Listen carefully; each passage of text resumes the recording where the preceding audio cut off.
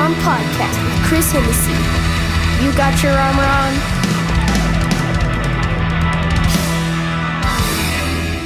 All right, guys. Welcome to Fully Armed. Chris Hennessee. Today I'm joined by Cowboy Eddie Long and Wayne the Animal, or just Animal, Turner. Howdy. Howdy, fellas. I tell you what we're going to do right off the bat. I asked Cowboy to prepare his favorite gospel song that he plays on that pedal steel guitar, and we're going to take a listen to that. All right, let's check it out.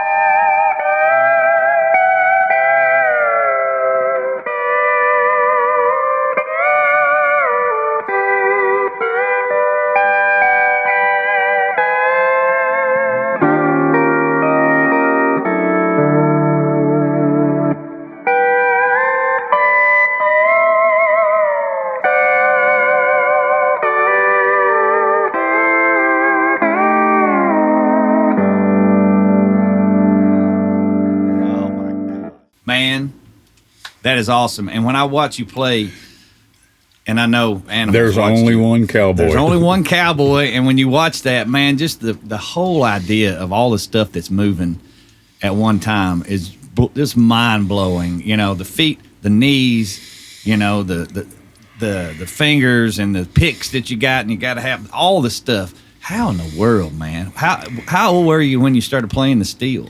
I actually was 15. And I started playing like 2 months after my mother passed. Yeah. And it actually started the night we were, after a funeral, we were all at Linda's house and all sleeping on pallets, and I could still smell it. She had this long RCA stereo, one of the old, I could still smell the wood, you know, heating up the tunes burning. And the first song that dropped was a Charlie Pride song, because Just Between You and Me, Lloyd Green kicked it off, and that's when I fell in love with it. Yes, sir. So I went and bought a steel. And I guess I've been playing about a year, and I had promised the Lord that I would never drink. Yeah. And when I was 16, my employer, I was doing siding in Cornish during the summer, and so we stopped at a bar on the way home, and I had 2 beers, and he did too. And next thing I know, I wake up and I'm in the hospital in a neck brace. We had a horrible wreck. He actually killed him, broke his neck, and killed him. He broke my neck. And so, but what it did, it was a blessing in disguise. It put me behind a steel guitar. And so for 6 months, I practiced every day, 12 to 18 hours a day. Because what else are you going to do, right? Couldn't do nothing else. Yeah. I wanted to be a fighter pilot, but he had different plans. Yeah. But I broke that oath. So I got to be honest now, knowing you for the years that I have, you in a fighter jet, I don't know, man. Now, capability, absolutely. I have no question about that. But when you spill coffee on your leg while I just don't know. Yeah, I don't know. Listen, guys, it is such a blessing that both of you guys are here, and I just there's a part of me that's just shocked. We've been trying to put this thing together, and then you guys are doing a Bama Band reunion the next couple of days in Paris, Tennessee, right? That's right. 5th and 6th. Tomorrow, actually. 5th and 6th, yeah. So that's why Animal's in town, flew in from Texas. Yeah, walked 47 miles yesterday. That's correct. Both ways. Well, I'm glad you made it into Nashville. Me too. Me too. I'm glad you're here, man. And that's exciting. So Bama Band, and I'm not just going to sit here and act like everybody knows, all about Hank Jr. and Bama Band and all that stuff. So what came first? Was it Bama Band or was it Hank Jr.'s band, Bama Band? The band Hank toured with since he started when his office was back in Coleman, Alabama, which is where we joined. It was always the Bama Band. It was sort of the name that was the corporate name, I guess. Hank Williams Jr. and the Bama Band. Yeah. So here and there through the years, a member would drop out, and they'd say, "Well, do you know anybody that can take the place?" Sure, and they'd add another member, but the band name stayed the same. So when he was off the road, we would book out and do shows as the Bama Band. But if you came to a Hank concert and saw us, play, then you knew who we were. When you saw that advertised at a club somewhere, you knew who it was. Yeah. So the name's been the same all through. Yeah. History. Hey, Angelo, slide it over there just a little bit. There you go. So, I know. Look out, we're going to pin you in. You guys have been around a mic or two. I know there's no question. You know all about those guys. So, so what I wanted to talk about today, and I just told you guys this. I said there's three things I really want to focus on, and that is where you came from, your story, right, and pretty interesting stories already. We were outside talking, and I was like, guys, stop telling stories. We got to save them. But there's three things. There's that. There is at what point you realize the story had to take a change and go to another chapter, and then where you are now, and then how faith's played a role in those things. So I got a feeling that this thing could be 5 hours long if we weren't careful. I don't want to do that to you, so I'll try to keep it focused. But I am interested in knowing when you guys met, how you met, and then you were in the band, right? And then, okay, tell me about it. Well, I guess you will go back to the Sonny Duke days where I can take you back before. Well, not before then, but I lived in Birmingham, Alabama, in about 1978 or so, and I'm trying to remember which came first, this chicken or the egg.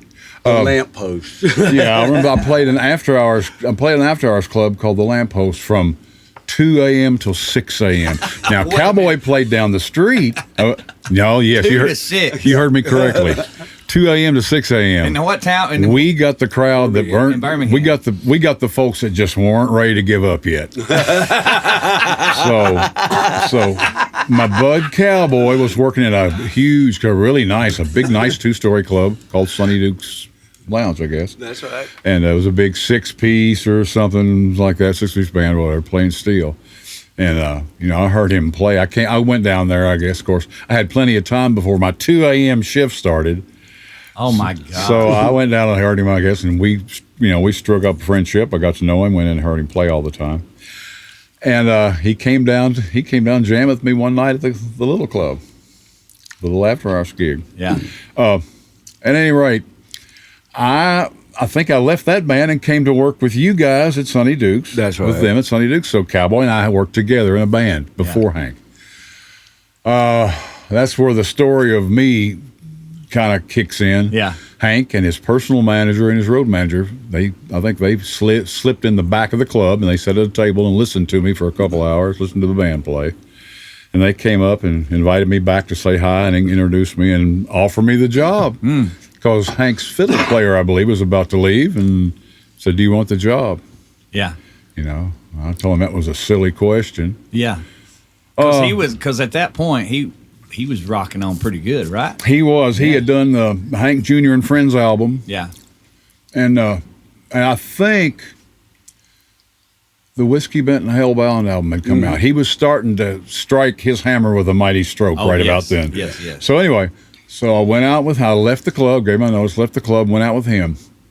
And I'm not sure how long after that it was. Then I got a call from his manager, and he said, "Well, Hank's wanting to add a steel guitar player to the band. Do you know anybody that can handle the job?" I said, I know a guy that might be able to handle it. Yeah. The rest is history. Oh, yeah. I don't know if Cowboy will ever forgive me for getting him involved. So it was fun. We loved every minute. So tell me about so you know, Cowboy's going to come and do a gig. Where was the first gig you played with them? What was do you remember? It would be when you came to the Lamppost Lounge. Yes or no? The first gig you ever played with me? Oh, with him at the Lamppost, Oh, right? yeah. But once you got into the Hank world, was it just what was the first gig we played together in the Hank world? Yeah, what was that one? Well, Huntsville. I'll let Cowboy explain that one to you. Oh, please do, sir. They were playing the Bama Band, like he said, would get out and work on their own. Yeah. And so they were playing 90 miles north of Birmingham in Huntsville, a place called the Peppermint Lounge. Yeah. With Frankie Lauer. It was like a legendary club there. And what's strange is the steel guitar player I met when I was 16. We stayed at his house. And his daughter who is now my fiance. That's the first time I ever met her. Oh, wow. Is that crazy? Of course, I take that back. I met her sister. I never met Jody. Yeah. But that's tied into the family immediately, and I met her about 3 years later. Wow. But anyway, so we were playing there, and they asked me to come up. That's when they had, like an audition, you know. Yeah. And so we were at sound check, and Lamar Morris asked me, he was the band leader at the time, he said, well, we don't have a fiddle. Do you know how to kick off the South's Going to Do It Again? And I went, well, of course I do. I'd never played it before in my life. Of course, right. But I kicked it off and nailed it and nailed the ending. Yeah. And everybody started laughing. I said, what? And they said, you're hired. He's just sitting over there. He better get this right. I put my life on the line. I hope he knows what he's doing. Yeah, so did I hear a story once about you broke the steel down early in those days super quickly? I thought that's what you were asking about earlier. That's why I said let Cowboy explain it. I got hired, and so our first show was, 2 weeks later, something like that. And so we had 2 buses we were traveling in, and Hank had gotten there early, and we were running 2 hours behind. I can't remember if we had a flat tire or something like that. Yeah. But so we get there, and we were all doing our own roadie work back then. So I get my steel set up while he's up there already on stage singing. And just about the time I was fixing to hit that first note, some man come busting in the door, ran up on stage. I'll never forget it. It was a nickel-plated 357 Magnum with ivory handles. You don't forget things like that. No, and it was very loud. Indelible. Boom! He says, "Who?" And his face was beat to a pulp, Chris. I mean, it was just like. He came in beat up. Oh yeah. Oh yeah. You could barely see his face. He was just so full. He was fresh from battle. Grotesque. Look like a monster. Yeah. But he said, "Whoever ain't out of this club in 5 minutes, I'm going to kill you." Well, I took it very serious, and I've never broken a steel guitar. I was spinning them legs. In retrospect, it was 3 minutes. I was packed. So funny to watch him. I mean, he said literally. I was watching him. He screwed the legs into the steel and tightened them up, and he flipped the steel over. Yeah. And he sat down and he was putting his picks on. Yeah. And sitting down, and that's when the guy. It wasn't at the end of the night. No, it was when he first sat up for the first time. Yeah, literally within seconds. So you didn't ask any questions. No. And he didn't say a word. He just stopped, took his picks off, turned the steel upside down, and started unscrewing the legs. I promise you, that's exactly what happened. So I think the audition was really, can you handle this? Cowboy, you passed the audition. Pack it up. See how tough he is. Hold on. So I want to make sure I'm on the right page. So this is Hank Jr. shows, right? Yeah. Okay. Right. Yeah. And you got, so this is your second. First time I ever beat him. Didn't even beat him. Yeah, first So time just ever so lived everybody knows, these days you're auditioning for bands, you show up at SIR and you got your stuff all set up.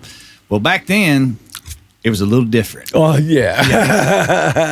Well, I mean, that's legendary. Right Yeah, there. if you can live through this audition, you got the job. Trial by fire, and then you get to join the club. Yeah. Oh, my God. And so, anyway, we get going down the road. Well, I mean, about an hour later, I'm looking out the window, and there's a big old Buick sitting there with a trunk as big as his camper, and which I found out later had a dead body in it. Oh, nice. Okay. And, what had happened, 12 bikers had jumped him and beat him with lead pipes and left him for dead, and he survived it. And so we're over at his house later on, after all this is taking place and over with. And his wife's sitting there talking, and he's talking to Hank, and he's got a gash from here to here on his nose, about a half-inch deep. Yeah. She's sewed it up with fishing line. Hank hires him immediately, and he goes on the road with us for security. You're kidding. No, because he was so tough. Oh, wow. But here's more. Okay, so we get going down the road, probably about 30 minutes, an hour later, everything's calmed down. And I go back to the back room we have a little lounge back here, and I open the door.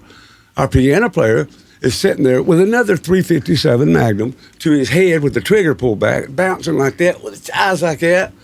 And he's fixing to blow his brains out. He just caught his wife cheating on him. He'd been up 3 days drinking whiskey and taking speed. Yeah.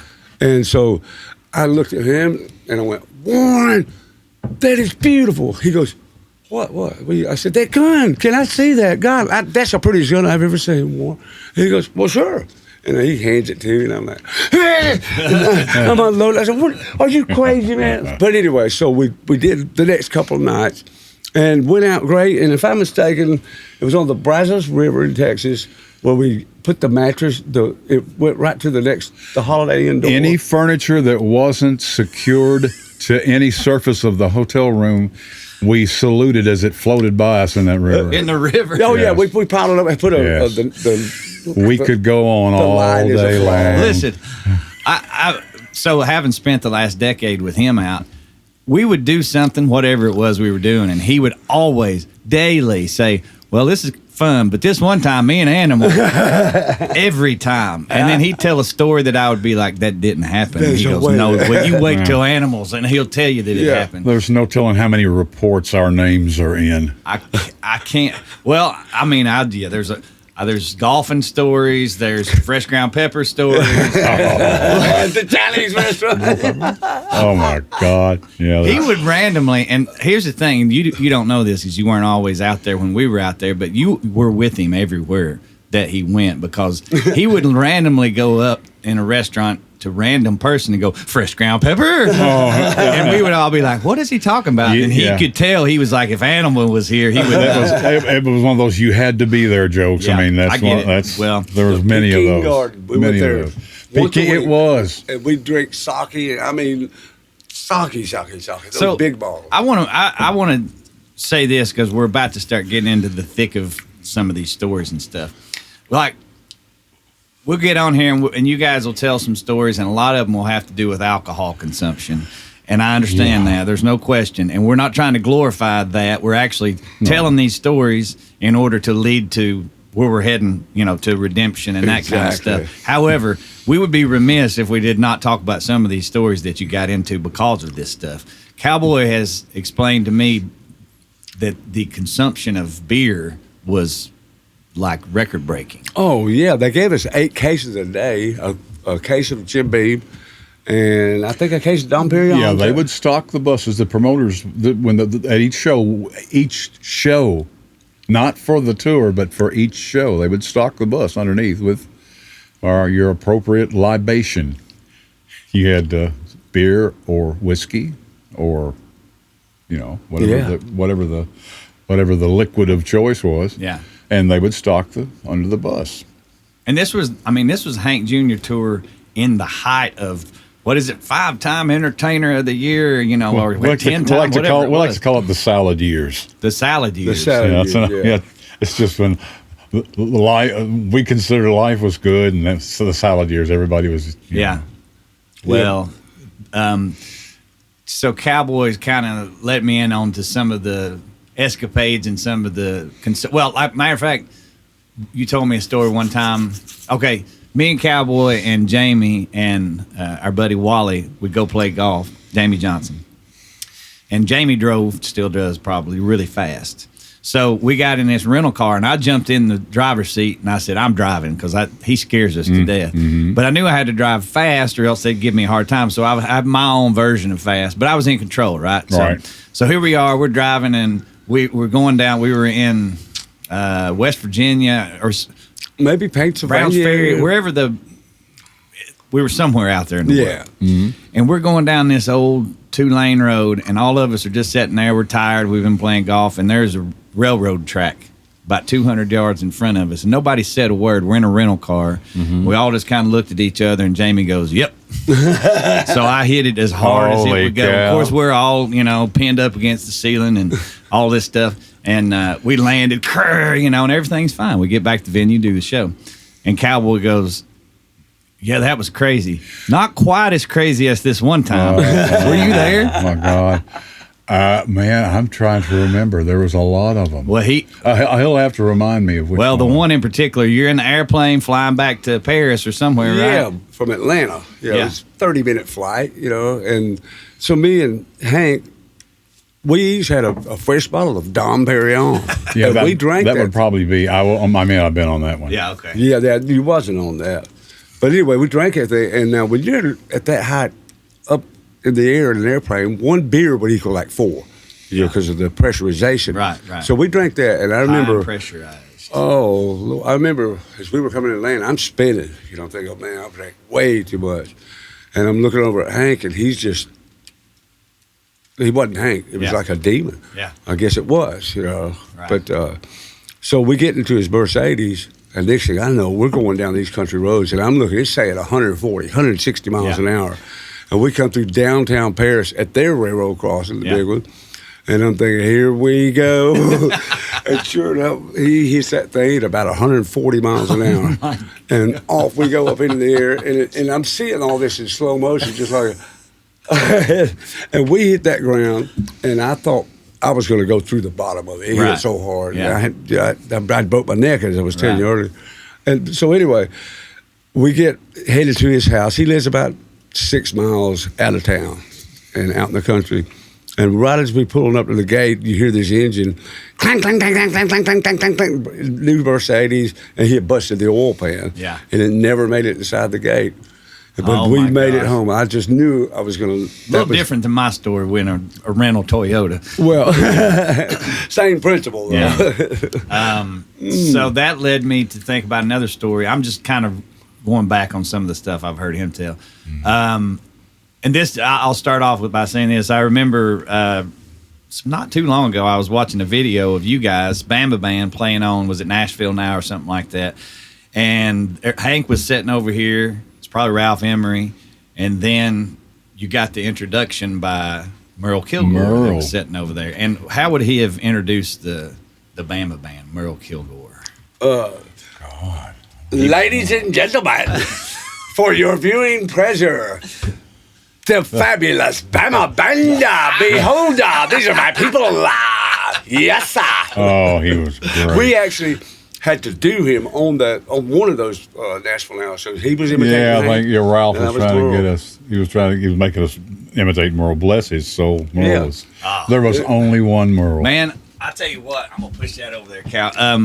I've never met him, but just watching videos, and then of course the iconic, Hank Live album. Sure. I ain't gonna call Hank Williams Jr. anymore. I know. Oh my Buzz God. Festival. He was really something. He was, man, and I'll tell you, he took me under his wing. He was like another dad to me out there. Yeah. And he would warn me, But every problem I ever had and asked him about, because Merle knew a lot about medicines and things, and it was always, excessive alcohol, cowboy, excessive alcohol. Oh no. Everything was but he was right. I'm not going to lie. Yeah. My last audition on that tour was you had to kill a fifth of Jack Daniels. And I did. And I haven't been able to smell Jack Daniels ever since. Oh, Lord.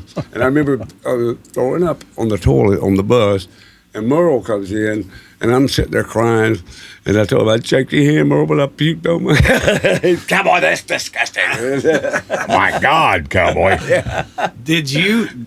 Would you go out and play golf with him, or you did play golf with him? I played. On days off, Back but in- in yeah, the that's what I'm cities saying. we'd have a day or two Right, between shows right. or whatever, and then whoever the opening band or whoever the other band that was opening up the shows on the tour, some of their crew members or some of their band guys would go out with us and play golf. We'd find out, and then the next morning or whatever, we'd go out and play. Yeah. So the reason I bring that up was when we would play golf out there. Yeah, that thing's too loose. When we would play golf out there with Jamie, Cowboy we'd be up on the green just putting all over the place, missing putt after putt. And he would always imitate Merle.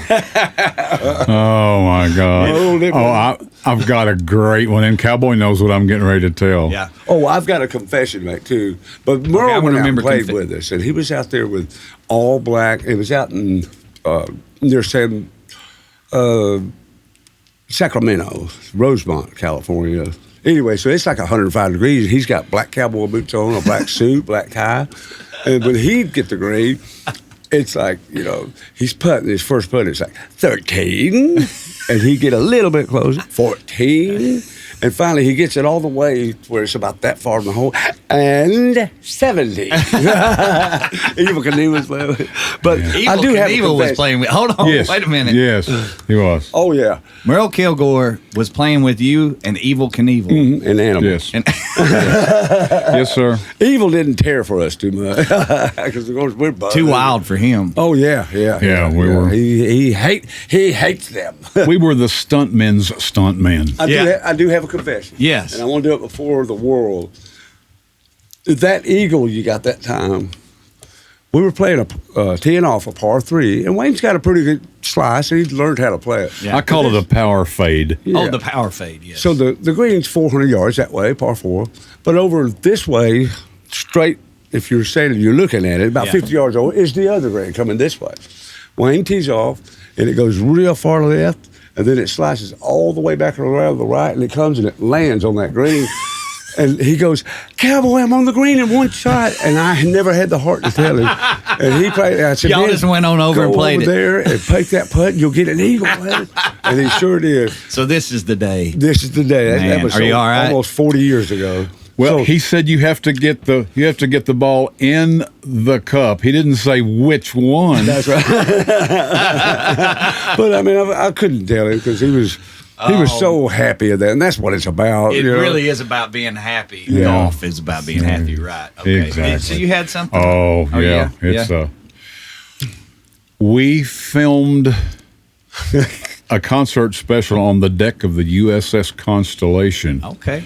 As she was moored in San Diego, I believe. Mm-hmm. That sounds right, San Diego. Yeah, and we watched them. We stood down there on the dock and watched them lift our tour bus with a huge crane onto the deck of that ship for our dressing room, for our room, whatever. And when it tilted a little bit, unbelievable. So we filmed that special on the deck. Sound check was scheduled for like 4:00 in the afternoon, usual time. We weren't there for sound check. Oh. We were out playing golf with Dickie Betts, God rest his soul, and a couple of his crew members. Yeah. Herc. Yeah. You're right. And it was we got back to the bus, and of course it was way past the sound check time. Yeah, they were already filming. And correct me if I'm wrong, Cowboy, but I think Cowboy walked up that I can remember and walked up the front of the bus and said, "You're playing golf, eh?"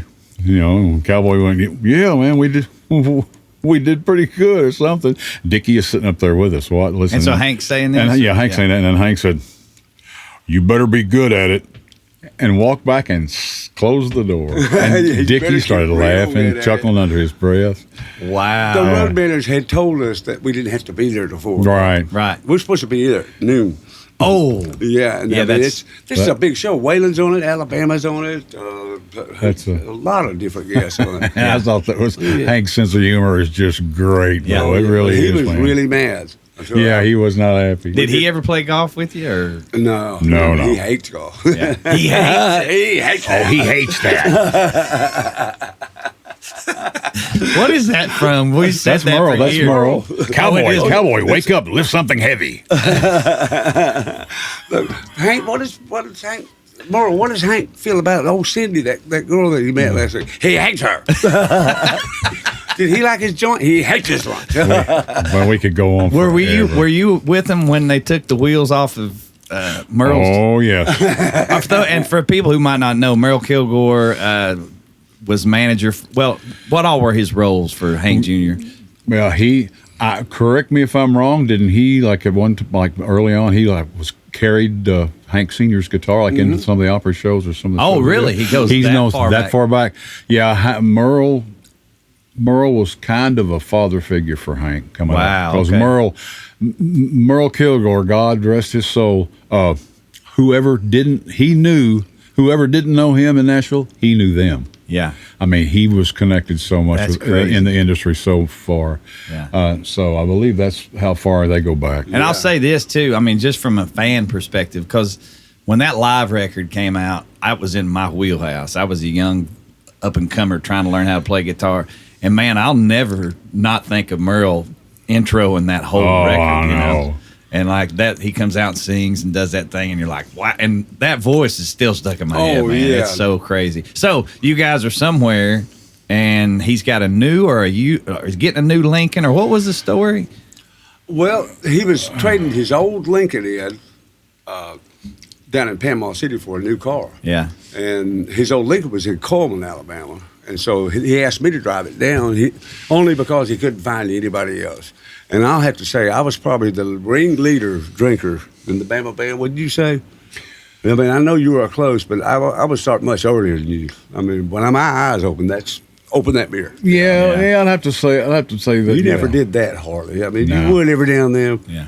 But not me. I mean, it would take, I gave the day time for boredom to start sitting in, and then I would. right.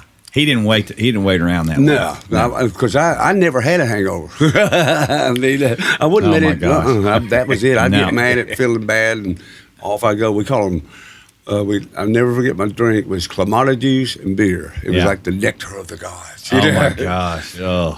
But it would take me probably 12 beers just to get where I was actually normal. Yeah. We're not bragging about this stuff. No, We're just trying no. to explain the landscape. No, and I want to because Okay. Yeah, and that's what I said earlier. Yeah, okay, that's yeah. why- We're that's not why- glorifying No, that no, because no. we're getting to the point here in a little while where we talk about it's all fun and games till somebody gets an eye put out, right? Exactly. Amen. Yeah. But I don't know how we got onto that from the story about Merle's. I know because I was explaining, who Merle was. Mm-hmm. But so he's got a Lincoln he's going to trade in. Yeah, so they got me. He asked me if I would drive it from Coleman down to Panama City, which is probably a 8-9 hour drive. Yeah. And so he's got his cell phone back then is like one of them old. The big one in 5,000 pounds. Yeah. And, so he's checking with me every 15 minutes. Yeah. Cowboy, you're not drinking, are you? Are you? No, man, I've ate. Don't get no food in that car. We got to trade this in. Yeah. And he's riding me all the way down there. Anyway, so I finally get there, and me and Hank were talking about something, and I was telling him about, that guy Merle like drove me crazy, Hank. And, calling and making sure this and that. And so Hank comes up with the idea, he is making a big thing out of this Lincoln. Yeah. We're going to pull a joke on him. He said, we're going to steal his tires. And so that's what we did. We were down, there's a cove down there we were staying in near the Hathaway We're going to Bridge. steal his guy. Yeah. Yeah, I think like the sheriffs or something, they were all in on it because they knew Hank or something. Okay. They were in on it. So Merle, in this cove, it's a lake going around this way. You can look out Hank's back, front porch there and see Merle's trailer down there with a deck on it. And so we wait till about 2 o'clock in the morning, and we go down there, and sure enough, we get Merle's. Let me back up. That night, about 10 o'clock, there's a place in this neighborhood he lives in called the Tiki Lounge. Oh, yes. And some people from there had come down and were banging on Hank's door wanting autographs, and Merle ran them off. He's pretty ugly too. And so, anyway, so we steal these tires and we roll them over and we put them in Hank. He's got a Rolls Royce candy apple red with a huge trunk, and all them tires went in there. And we put his on blocks, and we left a sign there and spelled the F word, Hank Williams, with one L. We were going to get a rooster in time. Yeah. But so Merle wakes up the next morning, and we're all sitting there watching him. He comes out, he's got them sunglasses on in his robe, got his paper, sitting there drinking coffee. And he looks over, he's looking around, stretching, and then he looks over and he sees that car sitting on the blocks. He's like, and he runs back inside, the phone rings. You're watching all Oh, of it. yeah, we're sitting there looking at him. Yeah. And the phone rings, and Hank's got it on speakerphone. He goes, brother, you will not believe what has happened. those people from the Tiki Lounge have stolen my tires, and my car is sitting on blocks. That's right, up on blocks. Up on blocks. And so we're like pretending nothing's happened. And so we even had the police in on it. They had a helicopter flying over. And he's out there doing footprints, and I'm walking with him, and he sees one footprint. He says, "Get a hold of this right now." Well, it's my tennis shoes. I'm walking right beside of it. Walking. Anyway, it goes all day long. And so finally, Hank says tomorrow, he says, "Man, I'll replace those tires. We'll get you some new ones, okay?" Yeah. And that way, when you trade it in, it won't. And so we send Merle off to get lunch, and we go put them other tires back on. The old ones, the original Yeah, ones. right. And so we come back, and Hank, we got you some tires, Merle. Merle looks at those, he goes, "My tires were much better than that. Those are used. Look at that." He did, really. And so we had to tell him, Yeah, those are your that's tires. great. Oh, my God. But the fun, that joke went on for, ever. It was hilarious. Guys, just give me more stories. Give me something else. I mean, that car, anything about how much Merle. time have you got? Well, that's a good thing about a podcast is that there's really no time limit on it. So, but the Merle stories just kill me. But I know you guys have got a ton of other ones. So, Oh, Lord, I mean, if you can think of anything else that, I mean, you've told me so many. Anyway, That's what we do. We get around each other. We start sparking stories, And it all starts flooding back. yeah. Oh, Lord, yeah. Well, a typical day on the road with us was, let's say we're staying. We always stayed after the show because our shows wasn't no more than 200 or 300 miles apart. So you're saying you would do a show that night in wherever, Kansas City, and then you'd stay in Kansas City, get the next morning, and you guys exactly. Would, okay, usually gotcha. get up, by 8 o'clock. We're Right. going down the road, Right. and so your typical day, you get up. Of course, for me, it was a matter of drinking 2 or 3 beers just to get out of bed. Yeah. I was that far gone on alcohol. Didn't you tell me you would have them in the bunk with you? Oh yeah, Yeah. yeah. I even had what I would do. I would drink so much. I would have DTs every morning. Wow. And the worst, glowworms. Remember that when you have to get the bugs out of the bathroom? Wait a minute. What kind of bugs were in the Oh, my bathroom? Lord. They were like glowworms, or I'd see snakes, and they were. You like, would. Oh yeah. Did you see them? No. No. That was a cowboy No. special. Nor did any of the other witnesses. Yeah. Well, I mean, the amount I was consuming, it was like right around 3 cases every day. My gosh. And that's equal to like alcohol content, about 7 bottles of whiskey every day. Gracious. Which is even more. That's worse than a wino, But I would, I would open my eyes and there'd be like the worst with the flying pterodactyls. Of course, all pterodactyls fly, but they were like little miniature pterodactyls. They'd be 30 or 40. I missed those too. You didn't see those either? Sorry. All right. And they'd be on my chest and they'd fly off. And they even made pterodactyl spray for the bus for me. Oh, spray. Yeah, but they kept laying eggs. Oh, so they just couldn't get rid of them. No, the only thing we do is beer. I got to ask this, though. So if you started in the morning, I'd say we use the word morning pretty loosely in this Probably situation. noon. Right. Yeah. But then the show is at 8 o'clock that night. How are you going to play? Are you just, I guess at that point you couldn't play without being That's there. right. I was convinced I could not play. And Wow. I mean, even when I'd go out on my own, if they didn't have alcohol there, I would not play. I would Yeah. not book that show. Wow. It's like I was convinced I had to have it. But you go out into a big arena full of 15, 20,000 people and just rip into like nothing. Oh, yeah. Adrenaline would usually equal out the amount of Yeah. substance that was in the system already. Right. The adrenaline just walking out when you go up the stairs, the police grab you and turn their flashlights on and run, the lights go out in the Coliseum, and you hear that unbelievable roar, that noise coming up, and they grab you and rush you up the stairs, showing the lights so you won't trip. And when you get to the top of that stair, you are primed and in first gear with your foot on the clutch. And keeping in mind that in this era, there was no bigger music act. I mean, I don't know, Michael Jackson maybe back Yeah. then, but I mean, in the country world, there was not even close. It was wide open. People would say, "Man, you guys couldn't even get arrested back then. You were so Right. Well, And that's about true. they're at I mean, on the subject, I believe we played the Omni In Atlanta. Yeah. Back in the day, everybody who remembers that knows what it was. Yeah. And we had it booked for 2 nights, I believe, and they had to take down. We had a backdrop, some artwork, some kind of backdrop. They had to take the backdrop down. We couldn't use the backdrop because they sold out the seats behind the stage. Yeah. Which they can do that now. They know it's coming. Back then, right? Everything's pointing the other direction. The promoter had to just be dancing, in the aisles. Of course. That being said, they could probably hear the monitors. Of course, there's no way y'all were in ears.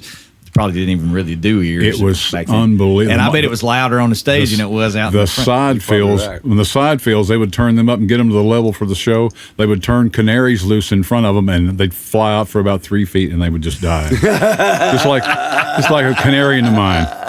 Well, I've been on stage with him and his, But we love that. But I've seen video, and of course, I saw you live, and there was usually a Marshall stack or two behind you, right? You got to push air. Got to push air and make a guitar sound good. Yeah. But we did that. We sold the Omni out. It beat Elvis Presley's record 36 minutes for 2 days. 2 days. That's how fast. It's 30,000 seats here. Yeah. It was hot back then. That was us and Waylon. Rest his soul. But amongst all that excitement, all that glamour and everything, you forget who you are deep down inside. Yeah. Because the alcohol has got you just totally going that way. And when I left Hank, those habits didn't leave. They stayed with me. Yeah. And because I was a full-fledged alcoholic. And it took me, I left Hank in 95, and I didn't get sober till 2007. Oh, wow. And that was when I saw that dead man I had told you about. Oh, I've heard you talk about that in the mirror. Yeah. I can share it. Yeah, absolutely. Again, that's why we're here is like, you guys are rocking top of the world. And then, a reckoning at some point, right? Yeah. Yeah. And it's crazy. The more you drink, the more lonely you become. It's really weird how deceptive the lies of alcohol. It's just unbelievable. It's almost like it turns you into where you cannot do anything unless you have that alcohol. Yeah. But I was in a bar drinking. It was just about closing time. And I went to the bathroom, and I remember looking in the mirror, and I saw a dead man in there. It was like weird. And I looked closer, and I saw my face on it. Yeah. And it scared me so bad. I went running back to my room, and I got in that floor, and I'd lost everything. All I had was my clothes and my steel guitar and amps, and they were falling to pieces. The speakers were blown. But I went back to that room, and I got in the floor. I put my face in the carpet, and I told God, I said, I ain't moving from here. I don't care if I got to stay here a week, a month, whatever. I'll die. But I am not moving from here till this demon's gone. Yeah. And after 2 hours of begging for mercy, and he heard my prayer, and I actually felt the demon leave. You felt that? Oh, yeah. And right when it left, I knew I would never drink again. Yeah. It was like, I don't know how to describe the feeling of it leaving, but it's almost like your body just purged itself or something. Yeah. And now but you still got a long road to go after that because you're going to have to deal with some pretty serious medical, like physical things at that point, right? Yeah. So what'd you do? Well, I weighed 265. Wow. I was a 44. And I immediately went on the Atkins diet and started working out with weights. You didn't immediately that night, though. You still had some DTs and stuff to deal with. Yeah. The next morning, I went to the doctor because he told me, I wasn't feeling good at all. Yeah. It was a massive hangover. And he said, we got to put you on some medicine right now, or you're going to stroke out. It could kill you. You can't stop it cold turkey like that. Right. It's like stopping probably Xanax or Benzos. Right. There's only... Benzos and alcohol are the two chemicals that can kill you if you stop cold turkey. Yeah. You can't shut it. So they put me on Librium, which is what they put alcoholics on for 30 days, and there wasn't no problem after that. Okay. Man, that's. Did you know Cowboy in the after? I knew you knew him. Did y'all stay in touch after? We stayed in touch a little. You were out with, who did you first go out with? The very first artist? Kenny Chesney. Kenny Chesney. Yeah. I knew that he'd gone out there. We stayed in touch for a little while. I think we both got busy. Life got in between us, and we didn't. I mean, we're still who we are. Oh yeah, he wasn't there during the critical time. Yeah, I wasn't there during that period. I think that's a battle he was fighting himself. Yeah. Which you have to at the end of the day, right? I mean, you want to have friends and you want to have some stability around you, but at the end of the day, at the end of the day, when you close your eyes, you're in bed and you're laying there and close your eyes, you're the guy you have to answer to. Well, you and him. That's right. And the ones that were my friends that I hung out with, the drinkers, and you know they don't really support you. Most of them did, and so I began to. Sometimes they don't know how. Yeah, yeah, exactly. And now they look and they're going, "Wow, there really is a God." And but so you know, you find new friends, and the ones that don't support you or trying to get you to go out and party, they don't belong in my life anyway. You know? I found people like yourself, you know, that will stand behind Chris. Well, let's pray about it. You know, right. You don't find those. I noticed those people just dwindle off, which I never missed them. Right, I get it. Yeah. Now, did you? Of course, you guys are. I know you. What I've heard a lot of your stories about, especially with the Hank days and your stuff. And I know Animal. You probably, you've got your own kind of set of stories and stuff you had to deal with on that end. I was literally a musical stunt man. Yeah, I mean, now, a musical stunt man. Oh my God. Yeah, I have only the grace of God pulled me through a couple things. Yeah. You remember when I dove into the pool that night after a show party in the shallow end and landed on my skull, on my head? You did. Oh, I did. And that one time we were in I'm sorry, go ahead. No, I'm just saying they took me to the hospital and it either knocked me conscious or I don't know. I got to say, from a fan standpoint, watching the shows back then, like your name, you wore your name on the stage. Well, I think more than getting the name to match what I was doing, they just named me for the way I acted, I guess. Yeah. I don't know. Well, it looked awesome. It sounded amazing. It felt great. It was me. I wasn't putting on a show. That's who I was. Oh, I and probably still am inside. That little spark is still in there. Yeah. I'm sure. Well, man, it was, from my perspective, of course, you got your guitar just, blazing. It sounds great. Then you got the front man up there with his guitar pretty loud. That singer guy. Yeah, the singer guy with the guitar that is cranked up, baby. Buddy, we were making a joyful noise. You were making. I'll never forget. I don't remember which tour it was, but he would go around and play all the instruments. Hank. Oh yeah. Hank would go play the drums. I got another story. Yeah. Well, please. We did the Pop Goes the Country TV show or Ralph Emery show on Nashville, and he went around and did that. Move It On Over, I think was the song, and he went around and played every instrument, on TV. Yeah. And he sat down by Cowboy and played the steel. Right. And they gave us VHS of the show. I don't know if it was live. I think it was going to be a delayed broadcast. So we got the VCR, and we took it all out, took it to the bus, and Hank was out there. And they watched. I think he watched the section where he played all the instruments and got the Cowboy steel, and we all watched that. And Hank turned to Cowboy and said, "Cowboy, don't ever let me play your steel." Because there were no pedals. Cowboy's trying to figure out what he was going to play next and do the pedals. Oh, he's like leaning over. Oh yeah, he's sitting beside. He came over and scooted him out of the way. Oh, just a little bit. It was great, and Hank loved that. He had it queued up. He called the whole band. Oh yeah, he loved that stuff. This is what's wrong with today's country music. This is what's wrong with country music right here. Oh my He gosh. loves that stuff, man. Well, from a fan's perspective, live. Now I don't know about recording, but from a fan's perspective, it was just showmanship at its best. The crowd eats that stuff. They love it. Especially that fiddle down here, holding it down here like that. It's like, but I'm sure a recorded version of it's a little different. Oh yeah, because a lot of times we do a radio show, and they couldn't see that was him playing. They thinking it's me. Oh yeah, good point. Yeah, that's a good point. Yep. Oh man. Oh, you remember that time we were playing a show, and there must have been probably 1,000 micers on the front section, and a fight broke out, and they're all going at it. Yeah. And I'm on a rise, and I look down at Wayne. I'm like, I said, "You want to?" He goes, "Come on." He takes his guitar, puts it down. And me and him just started wrestling and rolling around. The two of you. Yeah. And everybody out there fighting, they all stopped. Yeah. And we're watching us. So it stopped the fight. Yeah, stop the fight. They're like, what is wrong with these guys? Exactly. What are they fighting for?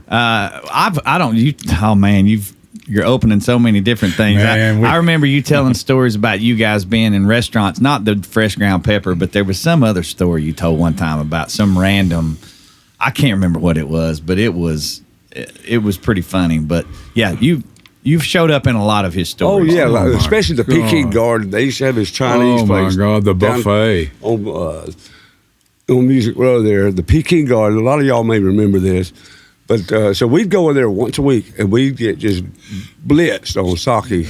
And the lady that she was so sweet when she came down, you'll be nice this time. You'll not drink too much that's sake. right. Well, I mean, by that, and we'd get the big bottle. And about that 10th bottle, we're going around terrorizing the customer, and they come up. You can no have no more my sake. You must pay your bill, and you will even never come back. And so we'd leave. She's there all here mad. 4 hours. Yeah. So the next week we come in. We don't drink much sake. Then. Oh, you come in, you'll behave. And same thing all over again. We did that for a year. Just kept going back. Yeah. Man. Oh, my Hilarious. gosh. That's one of them. And the food fight that time with you and Which Merle. one? Well, that Food time we- fight. Oh, yeah. But Hank would always rent the nicest restaurant in town and take us out to eat after the show. I mean, the most exquisite.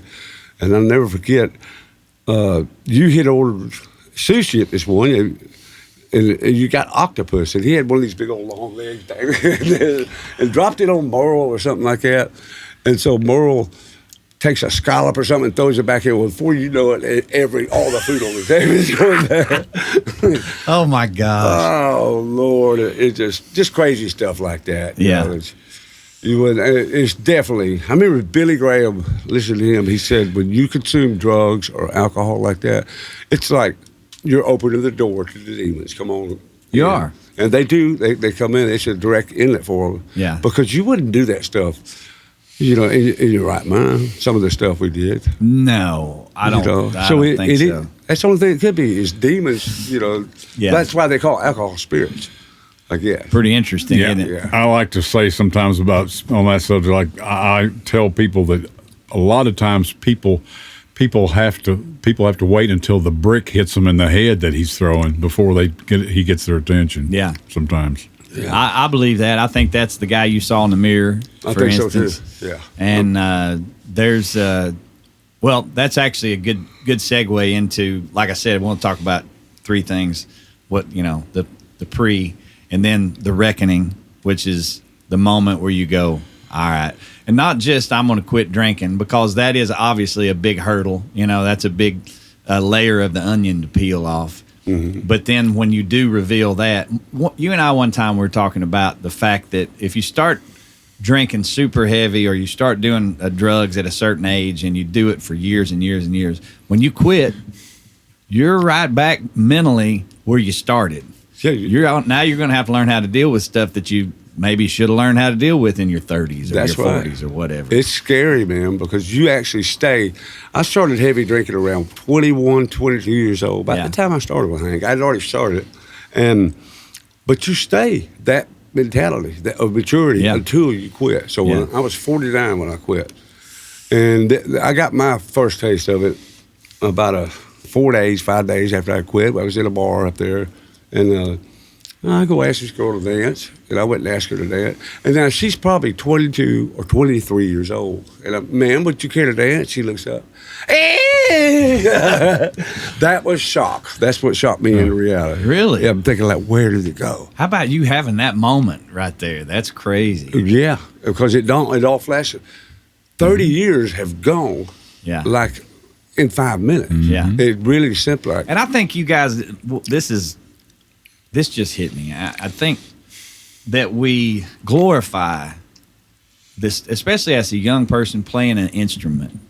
And if your heroes are whoever, I don't know who the young person's hero might be, but for me back in the day, the heroes, it was Waylon. We glorify, man, I'm going to get out here and I'm going to learn how to play this guitar or whatever it might be, and I'm going to party and drink, and we're going to really glorify, this kind of thing. And like, that's all fun and games till it ain't. Yeah. And that's a line you got to be careful. It's a line you don't want to cross between I want to play like him and I want to be like him. There's a line that you've got to know where that line is. Yes. And if you don't know what the signs are that you're going over that line, then nothing's going to stop it. Yeah. It's always been an interesting thought to me that Well, we can talk about this with alcohol, with music. So it's not like the devil's in the liquid, which we could argue that's why they call it spirits. But if it's just sitting over here in a bottle and you don't touch it, it's just liquid sitting in a bottle. It ain't nothing. He ain't in there. It's not. Right. And if you pick up a guitar and there's music going through the air, well, that's Satan's music, or that it's just stuff going through the air. It's waves in, music going through there. It's how you receive it. It's how you receive it. It's what you do with the thing that's there. A men's pastor. That's exactly right. My men's pastor one time at the Sagemont Church down in Houston. Plug for those guys. Yeah. God Good bless one. them. I asked him one time. He knew that I worked with Hank. This is back toward the end. Yeah. And he knew I worked with Hank and played in bars and stuff in the clubs and stuff like that. And I asked him. I sat down and I asked him and said, Buddy is his name. Yeah. And I asked him, I said, Buddy, do you know about what I do and all that, what I'm doing? I said, what do you think about me playing in bars and stuff, And he said, when you go in those places and play, there's going to be temptation. You're going to be swimming in it. It's going to be all over you, all around you. Right. He said, it's not the fact that you're playing in those places. It's how you respond and react to the temptation that you see in front of you, and it's there. Yeah. It's how he sees how you respond to that temptation. Right. Because God, Jesus was tempted out in he was tempted. Yeah. Said it depends on how you react to it. Yeah, that's the same And thing. at that time, I had no interest in. I think I'd stopped by then drinking, and I wasn't drinking. I was just playing in those places. Right. And Satan knows how you're going to respond too. Yeah, sure. He's slick. And He's smart. and sometimes he'll just sit you in that situation. And go, okay, let's see what you do now. Yeah. Mm-hmm. Oh yeah. I can remember some of the first times going out and play with Jamie, and that's a great crowd. We love them. Oh yeah. And they're there to party, a lot of times. And I'm going to get out there and open the show or whatever, and I'm going to do a gospel song, or I'm going to say the name of Jesus, And man, the enemy really works on you like, well, you don't need to do that. You better not do that. They're going to come and get you. And as soon as you do it, man, the response has always just been great, man. Oh, you can tell that. And I guess that leads into, well, I'm just talking about music and alcohol and the actual physical things that can be used for whatever. I mean, this show we're doing right now, it's on the internet, and it's, people can bash, social media is this and it's that. It's just a computer. It's just it's chips, it's just waves. What are you going to do with it is at the end of the day that matters. So anyways, sorry, I got sidetracked on. No, it's okay. We're supposed to control the technology, not the technology control us. Yeah, it kind of seems like it's going the other direction. Oh yeah, a little bit. Yeah. I think about that sometimes. People, it is a pretty powerful tool. It is. No matter what toolbox it's being used in. That's a good point. Yeah, no matter what the mechanic's hands that the tool is in, right? That's right. So we're trying with this thing to really use it for God. And so Cowboy knows a lot about this thing. I've told him a lot. And Wayne, we haven't talked a whole lot about it, but this, the fully armed, is the name came from Ephesians chapter 6, which was put on the full armor of God, because we're trying to fight our adversary, the devil, who comes in many different shapes and forms.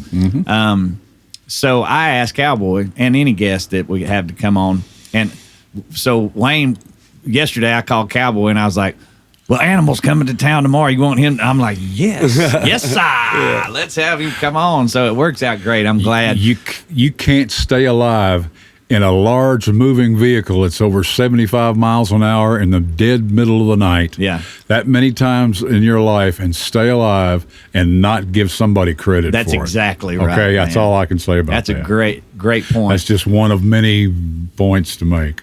Boy, I think, how many prayers I've said in that bunk going down through there, and I'd hear a train horn wake me up, and I'm like, what's about to happen right or here? You feel that bus kind of wiggle real quick. Yeah. Or running off the road and you hear that. Yeah, exactly. So I asked Cowboy, you're going to like this, Animal. So I asked Cowboy, I was like, all right, buddy, what verse arms you? Like what is your go-to Bible verse?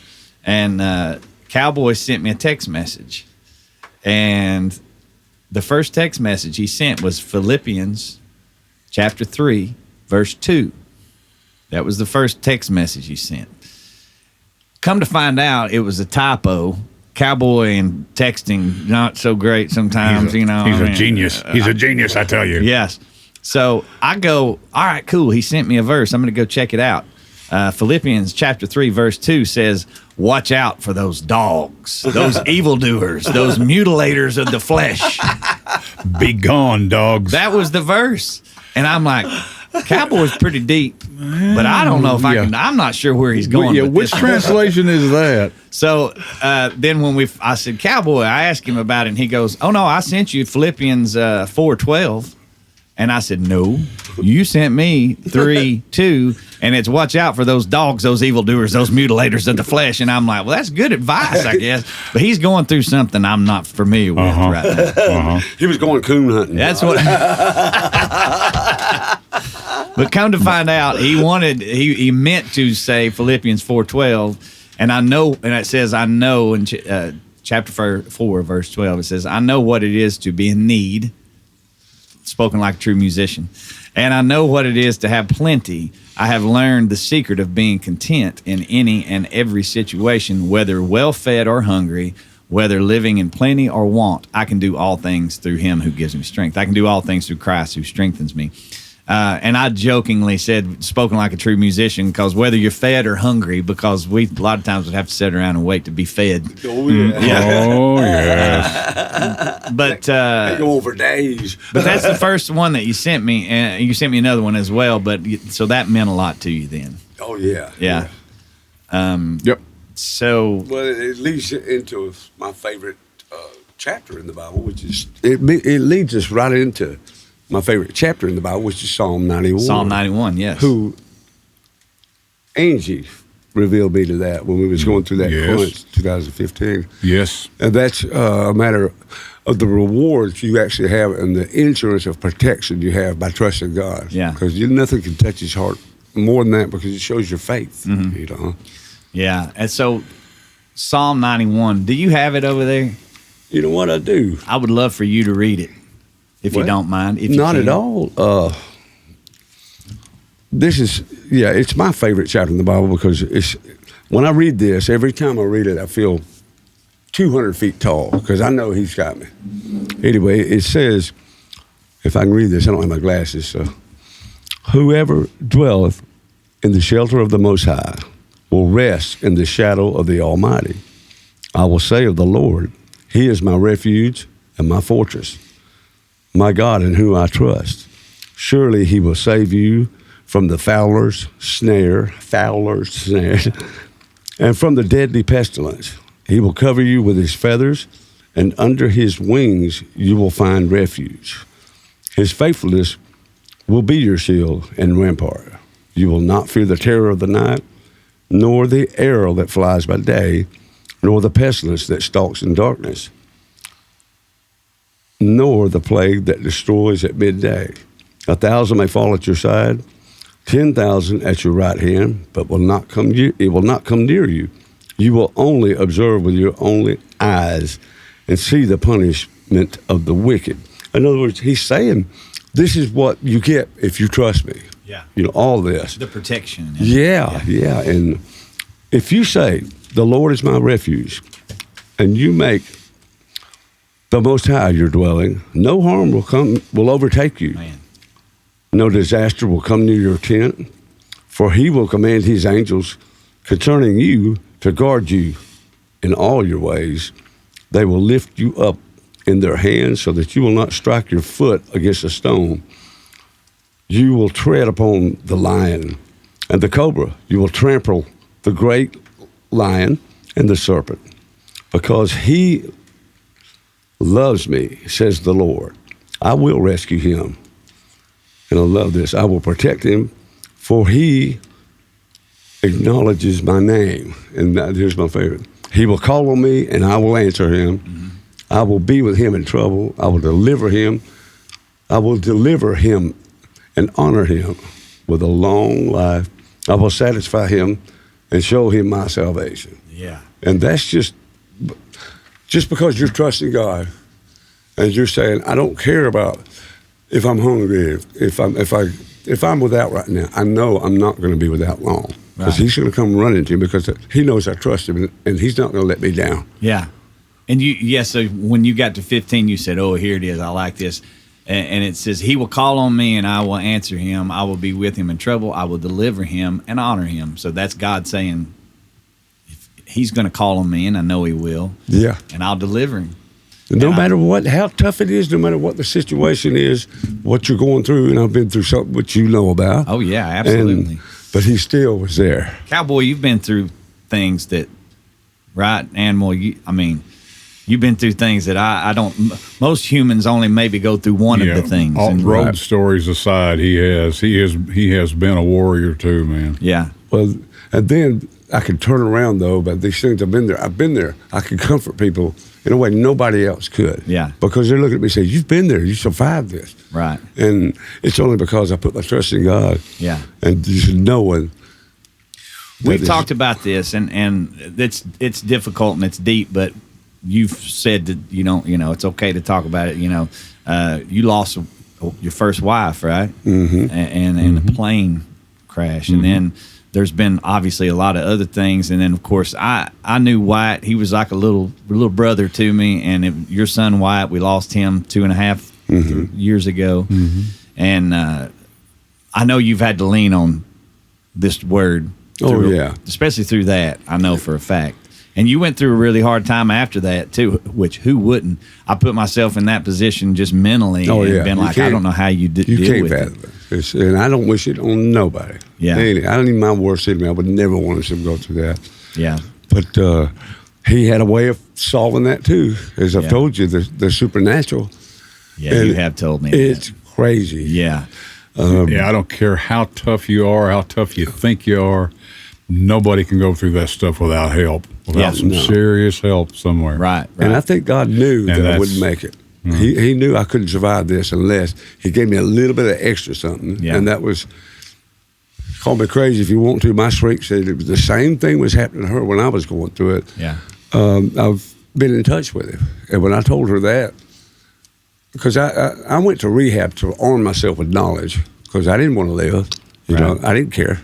And so I knew that was going to be the end of me. Yeah. You're talking about after that. After, yeah. Because if you'll recall, I saw you. Oh, yeah. And it was, I saw that same guy you saw in the mirror. Yeah. But not now. I mean, you have come through it, and I can't imagine the difficulty in that. But I'm sure you have been armed with a lot of new tools you didn't have even before then.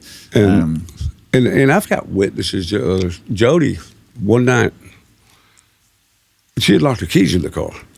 And we tried 30 minutes and trying to get them out, everything. And I said, "All right, Jody, you may think I'm crazy," which even my therapist in rehab, she said, "You're not crazy. I mean, you're not insane. You are crazy." Yeah. There's a difference, right? There is, yeah. But she had actually experienced the supernatural contact. She just lost her husband. Yeah. And she said, "I'm talking to my husband." He said, "We're doing the same thing." Wow. And I think what God knew, He knew I wasn't going to make it through this unless there was a little something. And when He made it possible for me to for Wyatt to contact me, it healed me. Because I know where he's at now. And I know by physical things I've seen. But anyway, so Wyatt says in my ear, I'm saying, "Wyatt, can you help me get this car? You know, tell me how we get in here or whatever." He said, "Dad, take your Tahoe ring and open the Buick with us." "You can't open a Buick with us, Chevy." He said, "Dad, do it." And I said, "All right, Jody, watch this." And I went, and it opened up, and she screamed bloody murder. That's been a year and a half ago. It hadn't done it since. Yeah. You know, so things like that, I can't explain it. I know I cling to it because it healed me, and I know where he's at. And if I'm wrong, what have I got to lose? Yeah. But just too many things. I can't lose anything. Right. I ask him, he takes me right to it. Man, it's God. Yeah. He can do whatever He wants. There's no rule that says that can't happen. Yeah. You know, it's just a matter of how much faith you got and how much you believe. Right. I'm with you, man. And actually, during a break a few minutes ago, we were talking about Jeannie C. Riley, and how interesting that conversation has been. That she's a super strong. And She is absolutely, man. And you've been in contact with her and daily. That's crazy at great lengths. Yeah. Yes. I just bring that up because God reveals Himself to us in so many different ways and That's right. shapes and forms, and it may be in a person, it may be in a song, it may be but. Yeah, not that it's unusual, but I mean, most people who know that song and know the history of her as an artist would never suspect that she is. Well, of course she had her turning point too when she realized, but nobody would expect that she would be that involved in it. She daily is in communication on Facebook with easily hundreds of people. Yeah. Call her and ask her for prayer requests. She does intercession for them. She will the devil does not want to have anything to do with her. Yeah. How about that? He wants no part of Miss Jeannie C. That's a great way to. She prays for people that call, and they have a problem, and they'll get in contact with her, and if she'll end up calling them personally on the phone, and she will lay hands on them through the phone lines. Wow. So she's good at it. Yeah, and Cowboy knows. I think Cowboy's spoken with her. Oh yeah, yeah. She's on fire. Oh man, that's awesome. Well, I tell you what, we mentioned that. I'm just gonna have to take this thing down to Texas and get her. Yeah. Hopefully, we'll get some of the technical stuff worked out before we get down there. That's just part of it. Absolutely. So we had Janae Fleener was on here and talking, and the AC quit running, and I just started sweating, and I'm like, the cameras started cutting off, and it's like, that's part of this thing, though. I mean, we intentionally put the show in this knowing that there's going to be some issues and technical things, and so we're just letting God take it wherever He wants to, and we're dealing with stuff as it comes. That's an inspiration to me. They say He's not going to subject us to any more than we can handle. There is that, and what's funny is part of the reason that I ended up making this the studio was because Angelo, who's over here working his butt off trying to get all this stuff working, his dad Elio plays bass with me a lot. And I was in here gutting this thing to try to flip it, and we were talking about a random other thing, and he texted me, God doesn't call the qualified; He qualifies those that He calls. And it occurred to me in that, like, I'm going to do this with this. I'm going to make this the studio, but I also knew that in that situation, that part of the deal was that I'm going to have to figure out. I'm not qualified, so there's going to have to be some things I'm going to have to figure out in this deal, And so that's where we're at right now in it. So, remember the PTL club? They started. It was just a little there, but don't you start wearing makeup like? Yeah, looks like a tropical fish. Please, yeah. Cut back on the lipstick, please. Oh man, no, he blessed them. All right, so. You guys are going to do Bama Band reunion. That's when we're cutting this right now, 4th of July. Happy 4th of July. We haven't set foot on a stage together, all 5 of us, the original guys, in 25 years. 25 years, that's right. My gosh. Short period of time back several years ago when after Cowboy left, gone with Kenny, I think, then 4 of us still went out. Yeah. As the Bama Band, it shows. Of course, it didn't sound like us because... Oh, I get it. We didn't have that crayon in the coloring box. Oh, yeah. Crayon in the coloring box. You mentioned something earlier. You talking about him playing with Kenny Chesney.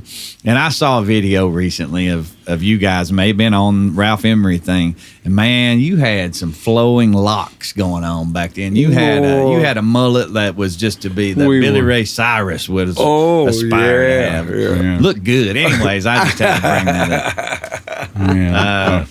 But so are you guys doing anything other than just the next couple of nights, or are you going to try to do something else, or just no plans? Yeah. I guess depending on how this turns out. Yeah. And how much longer the Lord sees fit to keep us walking around down here. Yeah, right on, man. Until we've done what He's put us here to do, I guess. Yeah. No plans. I mean, And you're still doing session work. I still do some And you're recording down around sessions. Houston area, but it doesn't matter where you are in the world. You could be in Japan. I could send guitar tracks up to the space station. That's right. It doesn't matter. Which we might need to try to figure out how to make that work. We'll work on that. There is a band. There is an astronaut band, by the way. In all honesty, Really? there's a band of astronauts. Yes, that play. They all play instruments. Huh. I'll never forget. We played a dinner. I went to a dinner one time. I was a guest at a dinner for NASA, Yeah. and we were talking to some of the guys, and they said, "Oh yeah, we can't rehearse this month because our keyboard player is up in the space station right now." And I thought, how many times in life do you get to use that sentence? That's a very rare sentence. Yeah. But how, so, just for the listeners' purposes, if they want to have Animal playing some Les Paul on their next track that they're cutting, Yeah. how can they find you? Well, email is the best way to contact me at first. Yeah.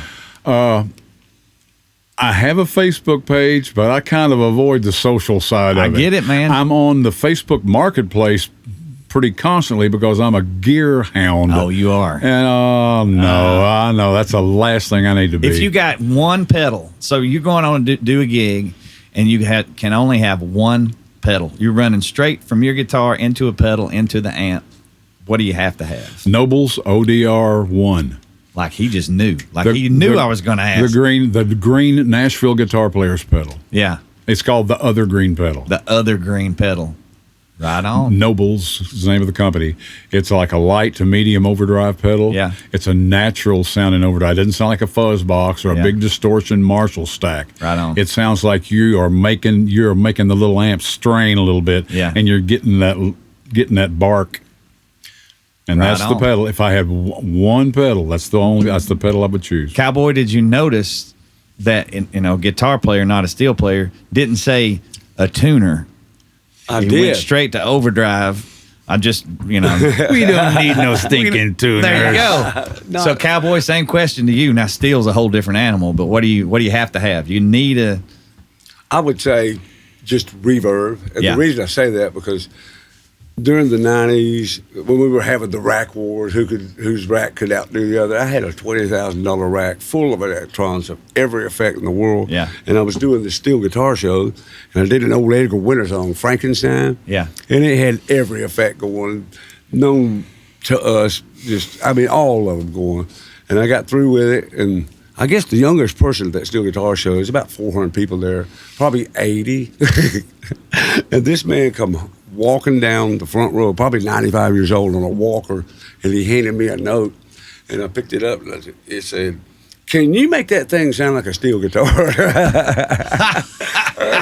But I wanted their heart back. I brought my own band in there, and I had an upright bass and everything, so we did the exact arrangement. We had worked it up of In the Boo by Glenn Miller. Yeah. And they went nuts on one of them back. Oh, But I that bet. showed me a lot, Do you, Cowboy, remember when we did the steel guitar convention and we played an Edgar Winter song That's what I on was. steel guitar? Yeah, Frankenstein. He had the undivided attention of every steel guitar player in that building. Oh, I guarantee you did Frankenstein on Frankenstein, the. Oh my yeah, gosh. yeah. Me and him had the twins worked out. We had it note for note. It was amazing. Oh my gosh. But that one steel guitar show I played at that, it did not work. But that one we did, yeah, it was crazy. I was 19, you were 20. How Yes, about sir. that? Well, I know you guys have got to get up to Paris and get ready for the show the next couple of days, and when I say Paris, make sure everybody knows I'm talking about Paris, Tennessee. Yes, our world tour. Yes, the Yeah. world tour. So I won't keep you any longer, but man, it has been a blessing for you guys to come in here and sit with me, and I almost feel like it feels kind of like a reunion for you guys too. Y'all haven't hung out just a whole That's lot in right. the last few years, right? Yeah, and it's not a bar. Yeah, there you go. We do this because each of us can confirm the other guy's story. That's right. Because we were there. That's right. I've always said this, and you can confirm that this is a fact too. When I'm explaining Cowboy to people, and I'm like, whatever you're like, if I said, Angelo, what is your craziest thing that's ever happened to you?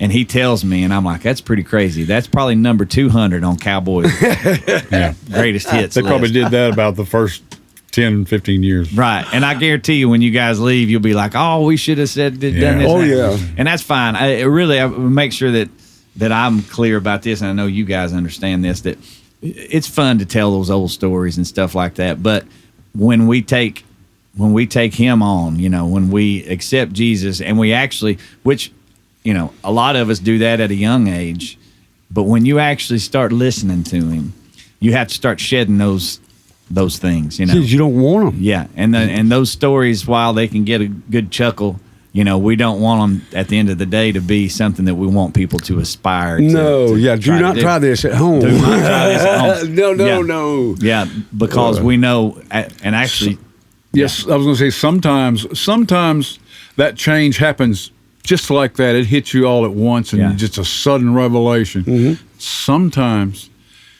it builds in you and you suddenly one day realize it just, a little glow, a light comes on. You suddenly realize, you know, that the situation you're in and your environment and the way you feel is so much better or different than it used to be back in the old days. Yeah.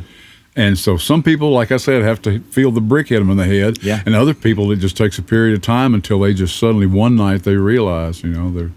I do, and I think that's right. And it occurs to me that when you make that decision, and let's say you're 50, or let's say you're 60, and you've been living this certain way for 20 or 30 years, you're going to have a little bit more baggage, and God's going to not just reach down and just take it all. You know, I mean, He does. Don't get me wrong. You're forgiven.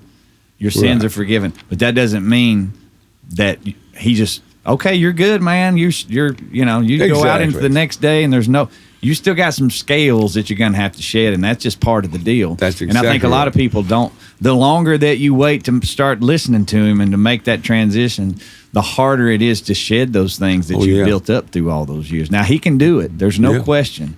But, and we had this conversation before, the old picture that hangs on the wall at the dentist office that says there's one set of footprints, and that was Him carrying me. When I needed you the most, where did you go? Right, and He says, and Jesus says, I was carrying you.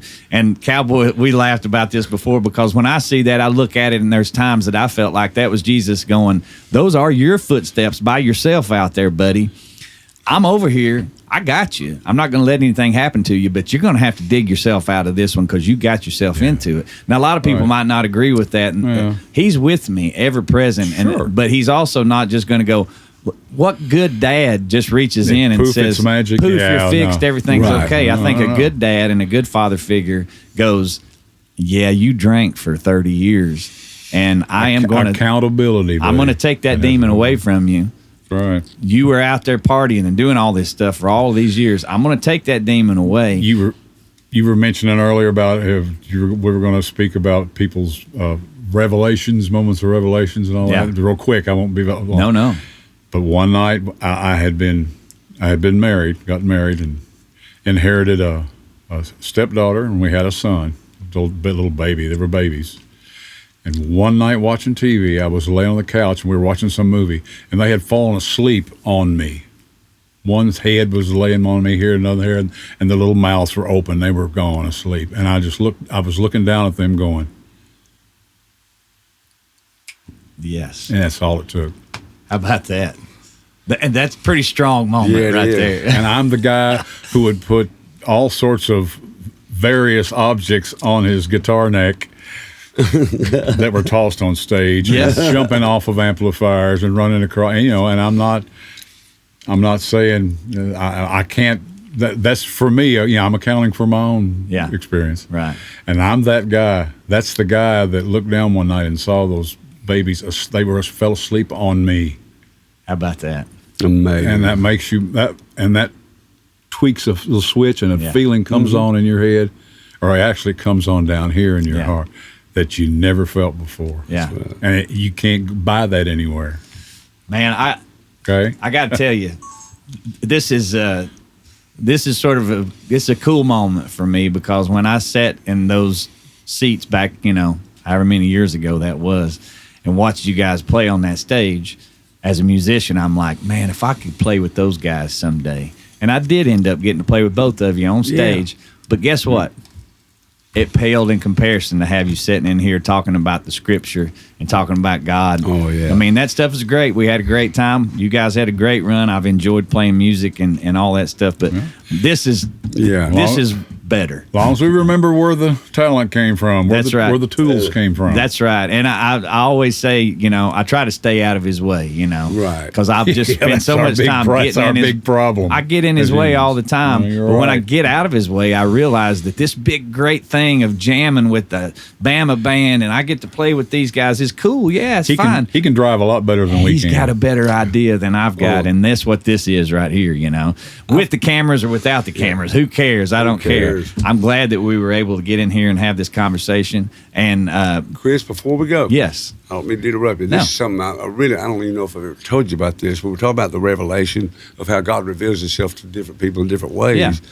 My brother Ronnie, this is back in 2009 or 10. Anyway, so he got on this kick where he didn't believe in God. He wanted to be an atheist. Now, my dad was a Church of God preacher. He was raised different than that, And we all know we are chosen by God. We don't choose Him. He chooses us, just like He did the disciples, because He knows in advance, He knows the future, who will believe and who won't believe. Okay, so Ronnie gets on this atheist trip. Oh, yeah. Yeah, and he's talking to me. And so me and Wade Battle, we're in Arizona. We're in the back row on the bus watching the TV. Wade's Jamie's old guitar player and producer. Right. Yeah, that stuff, yeah. Well, I had prayed 2 weeks before. I said, God, I want you to reveal yourself to my brother in such a mighty way he will never, ever doubt you again. Well, we're back there watching the Weather Channel, and we see tornado warning, Gallatin, Tennessee. And next thing you know, we see this picture of this car that's smashed flat like a pancake by this tractor-trailer truck. Mm-hmm. And I'm making a joke, that looks like my brother's car. Well, I'm trying to call him. Couldn't get a hold of him. So about 2 hours later, I get a phone call from Ronnie. It was his car. You're kidding? What had happened? Now, we're 109. If you come off 40, okay, get to right to Gallatin, it takes a left there. Mm-hmm, yeah. Okay, that intersection. He lived back over here to the right of that, and he saw a tornado warning, Gallatin. And he got his son. He gets in the car. He takes off. They get to that stoplight, that intersection. It's a pickup truck stopped, and he looks to the left, and there's a mile-wide tornado coming dead at him. I mean, it's on him. My gosh. And he said there's 2 cars pulled up behind him. There's 6 people, 3 in each car. It pancakes. It kills all 6 of them. And the next thing you know, just as it's coming up on him, he tells his son, get down on the floor, son. You fix to see something like you ain't never seen if we live through this. They get down, but right before he gets down, he looks to his left, and there's a tractor-trailer pulls up right beside him, full of auto parts. And he started raising up, and it starts mashing that hood down until it just touched his head. It's over. And what had happened, it took him 2 hours to cut him out, but that pickup truck shielded him, just like God put His hand on top of that car. Yeah. And when they got him out, he was screaming, "There is a God! There is a God!" He was dancing and shouting. That will make you yell. It made the front page of the Tennessee, and Oprah tried to get him on. Yeah. Wow. But he never, ever, ever entered his mind to ever doubt God again. Well, how about let's just give praise that God didn't put us through one of those. Oh, I know it. I'm telling you what. It's been some close calls in my life. Yeah. Ooh, yeah. But, where He's actually shielded me from that when it's over, and I'm thinking, what, and bam, no problem. Yeah. And it's just the power of when you pray for God to reveal Himself to a person, it's powerful. Yeah. It really is. I've done that with several people before, prayed for them. That's one thing I say, man. I remember many times being out on the road, and Cowboy's not afraid to put a hand on somebody and pray right there in the middle of it. Yeah, if you need it, you need it. Yeah. Man, that's crazy. Yeah. Mm-hmm. And see, Paul said in Ephesians, I believe it's chapter 1, verse 16 through 19, around there. He's telling this church to wake up, realize. Do you not realize that as a Christian, you have the same power that God has through the Holy Spirit? Right. And he goes on further. He said, this is the same power that raised Jesus from the dead. Yeah. You had that power. Right. Use it. You can create your own universe if you had the faith. Yeah. Oh, there's no question. I mean, yeah. And I've been tapping into that power. It's real. I believe it. It's 2 verses. One to explain how much you're worth, and another one to explain how much you're covered. Just so you remember, 1 First one's going to be John 3:16, of course, always. That's how much you're worth. If you think, well, I'm not worth much, I'm just another. God gave us. How much son. did he pay for you? Yeah. Second verse, and you guys will have to tell me which verse and chapter this is. Anything you ask in my name, I will do it for you. Yeah. That's how you know you're covered. Yeah. And he knows that you know whether you should ask in his name or not, because you'll know the difference in the stuff to ask him and the stuff that is not. So that's just my 2 cents awesome. worth. I agree. And when you say that, you know, it's not like Jesus said stuff and he was like, well, I didn't really mean that. I mean, Right. he just said it and he meant it. And when he says, if you had the faith of a mustard seed, you could move that mountain right over Yeah, there. the widows might, man. He meant it. He meant it. And It now is I real. will. That'll perplex me forever, I imagine. But I've thought a lot about that, you know, and so I used to think like literally like, well, okay, if there was some guy that was rich and he really believed he could move that mountain, he could hire enough people to go in here and do this and do that. And I believe that's the case, but I also believe that Jesus was saying, no, you could move it. You just don't have enough faith to do it, you know? That's right. And so, yeah, I'm glad you brought that up, that there's Just like Peter sinking when he was walking on water, fine. Yeah. And then he got down. Isn't it weird that he started out walking Yeah. and then he went down? Yeah. And then it weird that when he led his people out of Egypt and he split the water and they walked across it and they saw it and then it closed on and they saw, and all of these stories that we go through. I mean, you could go to David, and anyways, even Moses. You go through all these stories. You know, Doubting Thomas and, you know, Peter, the cock crowed, all of these things, and they saw these things happen, yet they still went back the other. And I think all the time, and again, you said a minute ago this scripture, I don't know what verse or chapter, and I need to be better about knowing which verse and chapter, but oh gosh, I lost my train of thought. There it went. We're talking about how but they saw all these that things. they saw all of this stuff, and there is a chapter and verse that says how blessed will they be that did not see yet That's still right. believe. Mm-hmm. And so I hang on to that. And there's a lot of those. There are, yeah. Yeah. You know, and people tend to beat themselves up a lot of times because they had a hard time, with their faith, or they've done this sin or something else. You know, Jesus took all that. I mean, look at Peter. He denied Christ 3 times. Yeah. And Jesus still took it back. Yeah. It ain't never too late, man. Like right after that. Right And how near. much would we rather go over to that guy and go, you're out of the club, buddy. Right. Exactly. You had one simple job, and that was to say you believe me, but you that's didn't, right. and they were killing me, and you said you didn't know who I was. You're out of the club. Yeah. And the first thing he did was be like, no, you're good. That's why I did it. Yeah. Ooh, man, that's a blessing It just to is. hear and think Well, that. he had enough faith in the master plan that was happening. He knew that Yeah. by continuing to do what he did, that's what it would take for Yes. that plan to. Yeah. People just don't He just realize. knew it had to do. Yeah. It had to Yeah, happen. When he says, I love you more than you love your own children, Ooh, that's Yeah. a lot of love. that's a lot of I love. mean, I can't conceive that. No. And people don't realize how kind God really is. Yeah. That's his nature. He's love and he's kind. And tolerant But in if our you case. test him- Intolerant. Yeah, but if you test Yeah. him, he gives you chance after chance. But like Eddie Hunter said, he just keeps, if you mess with him and test him and don't obey him, he just keeps pulling out a bigger hammer. Yeah, that's right. And believe me, Well, it's true too. I tell you what, man, us musicians, my kids are 9 and 12, and my whole goal for them is my motto is go God early. Like, go get those roots and foundation planted, get them in the ground because the wind's coming. Yeah. And for some people, Was the it wind's, raise them up, and that way, and they will Never depart. never Yeah. depart from it. Yeah, there yeah. you go. Yeah, yeah. Cowboy knows the script. I He- trained up- I know. He's yeah. his mind is like the Vatican Library. Your mind is, no. Yeah, hold on. Yeah. This man is the most, he's the funniest man I've ever been around because he takes, I don't care what happens. He's going to, Cowboy, just like Come an up with umpire, I some- just call him the way I see him. Call him the way he sees yeah, him. he's a genius. His Yeah. comedy is just unbelievable. Well, Just I was talking about the rocks. I'm just happy to still be alive yeah, I'm with you. in spite of myself. Yeah.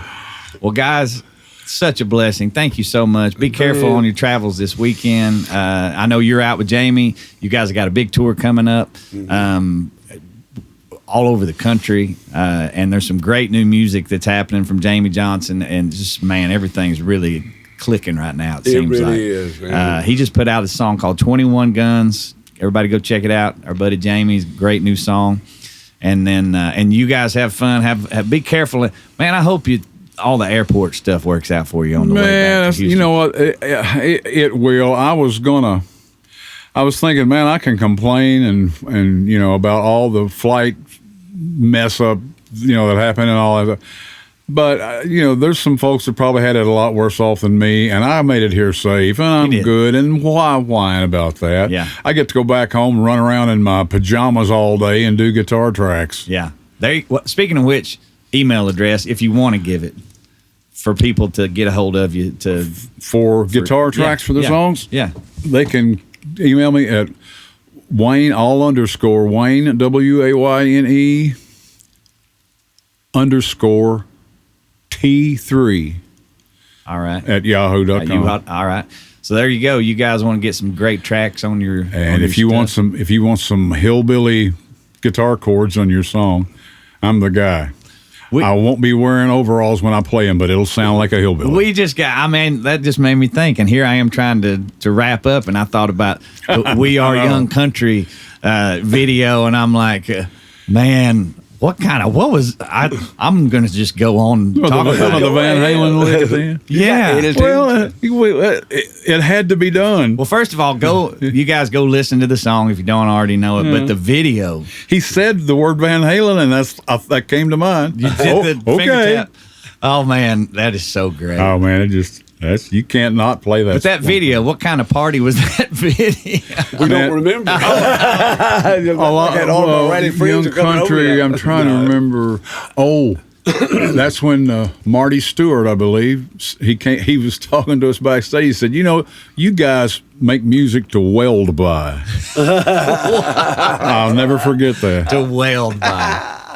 Booker No, man. In the beginning, him and Charlie from the opera, they're the ones kind of, the two guys at the front of Booker No is Jim Beam's master distiller. Okay. And wow. 7th generation grandson, I think. Yeah. Kept it the family. That's crazy. Really good. He was a nut. God rest his soul. He was a good man. But we had everybody. He was a good man. Video. That was a lot of people. Wasn't like Little Richard in there or something? Oh, yeah. There was everybody. There was Waylon Willie was in it. Yeah. Willie had a parrot, I think, on his shoulder. And there was an actor or two in it. Oh, yeah. And Walter Payton. Leon Redbone was in it. Oh, my God. I remember they had a party at one of the big hotels we were staying at, where they brought all the actors in and stuff. Yeah. And we were going up and down the elevator with all these famous people, and we were thinking, dang, it's them standing right there. That's crazy. And it was nuts. It was really nuts. It was way out. Where did they film? You're thinking of the Alma Friends. Alma Friends. I'm getting the two. Oh, you're right. Man, I'm sorry. No, I'm getting them messed up too. And they say your mind is the first thing to go. Oh, there you go. Yeah. But we did have a lot of special guests. Yeah, Young Country is what you're talking about. Yeah. And the Rowdy Friends are coming over. I remember when we started that, we came into Nashville, and I got to Vanderbilt Plaza. We were checking in our room about 10 o'clock at night. And I was going upstairs, the door opened, it was Cheech and Chong.